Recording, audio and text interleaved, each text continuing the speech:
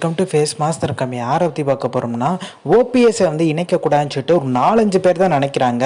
ஒன்று பார்த்தீங்கன்னா கேபி முனுசாமி பார்த்தீங்கன்னா எதனால் ஓபிஎஸ்ஸை இணைக்கக்கூடாதுன்னு நினைக்கிறேன்னா, எப்படியாச்சும் பார்த்தீங்கன்னா அவருக்கும் ஒரு ஆசை இருக்குது கட்சியை கைப்பற்றணும் அந்த மாதிரி. அதெல்லாம் இரண்டாம் பட்சம் இருந்தாலுமே எல்லாரையும் விமர்சிச்சாச்சு. இப்போ ஓபிஎஸ்ஸை விமர்சிச்சாலும் பார்த்தீங்கன்னா ஓபிஎஸ் உள்ளே வந்தாருன்னா கண்டிப்பாக நம்மளை காலி பண்ணிடுவோன்ற பயம் பார்த்தீங்கன்னா கேபி முனுசாமிக்கு இருக்குது. திண்டுக்கல் சீனிவாசனுக்கு ஒரு சின்ன பிரச்சனை, பொருளாளர் பதவி போயிருமோன்ற மாதிரி ஒரு பயம்.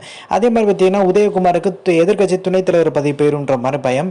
அதை விட எடப்பாடி பழனிசாமிக்கு என்ன பயம்னா பார்த்தீங்கன்னா, இப்போ நம்ம ஓபிஎஸ் ரொம்ப கட்சியை விட்டு வெளியாத்தியாச்சு. அப்படி இருக்க சூழ்நிலை இப்போ உள்ள வரும்போது சுதாரிச்சிருவான்ற ஒரு பயம் பார்த்தீங்கன்னா எடப்பாடி பழனிசாமிக்கு இருக்குது. ஸோ எடப்பாடி பழனிசாமி முதலமைச்சர் இருந்த காலகட்டத்தில் பார்த்தீங்கன்னா ஓபிஎஸ் ரொம்ப பாப்புலராக தெரிய ஆரம்பிச்சிச்சு. அந்த பாப்புலாரிட்டி குறைக்கணும்னு சொல்றதுக்காண்டி ஒரு சில விஷயங்கள் பார்த்தீங்கன்னா பண்ணியிருக்கதா ஓபிஎஸ் நேற்று பேட்டியில் சொல்லும்போது சொல்லியிருந்தாரு.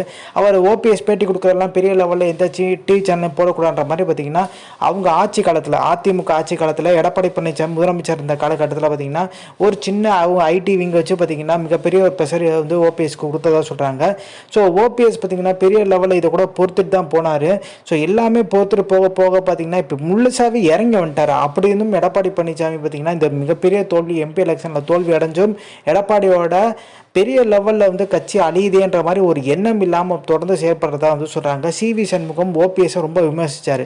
ஓபிஎஸும் பார்த்தீங்கன்னா திருச்சி மாவட்டம் சிவி சண்முகத்தை ரொம்ப விமர்சித்தார். ஆனால் சிவி சண்முகமே சொல்லிட்டார் ஓபிஎஸை இணைச்சிடலாம், ஏன்னா தென் மாவட்டத்தில் 5 இடங்கள் டெபாசிட் போச்சு.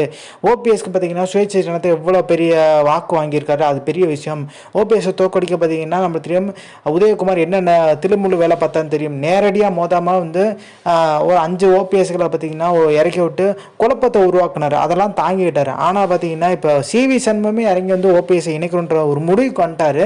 அப்படி இருந்தும் எடப்பாடி பழனிசாமி பார்த்தீங்கன்னா முரண்டு பிடிச்சிடுறாரு.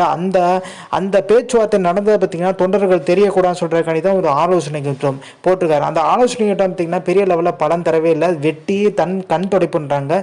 ஜெயலலிதா இருந்த காலகட்டத்தில் பார்த்தீங்கன்னா ஆலோசனை கூட்டம் போடுவாங்க. எம்பி எலெக்ஷனில் யார் யார் உள்ளடிகளை பார்த்தா யார் தப்பு பண்ணியிருக்காங்க அவங்கெல்லாம் மேலெல்லாம் ஆக்ஷன் எடுப்பாங்க. அப்பயே கட்சி விட்டு நீக்குவாங்க, அந்த பொறுப்புலேருந்து நீக்குவாங்க. ஆனால் எடப்பாடி பழனிசாமி பார்த்தீங்கன்னா எல்லா குறைகளும் சொல்லி எந்த ஒரு நடவடிக்கை எடுக்கல. சும்மா அந்த 6 நபர்களை முக்கியமான நபர் பேசிட்டு வந்தாங்க பார்த்தீங்களா ஓபிஎஸ் நிற்கணும்னு சொல்லிட்டு. இது தொண்டர்கள்ட்ட இடத்தையே பார்த்தீங்கன்னா மிகப்பெரிய லெவலில் பார்த்தீங்கன்னா சலசலப்பு ஏற்படுத்தும்னு சொல்றதுக்காண்டி அதை திசை திருப்பினுக்காண்டி தான் எடப்பாடி பழனிசாமி இந்த ஆலோசனை போட்டுக்கான்ற மாதிரி ஓபிஎஸ் சொல்லிட்டார். ஸோ இந்த இன்ஃபர்மேஷன் பிடிச்சா like share subscribe. Thanks for வாட்சிங் திஸ் வீடியோ.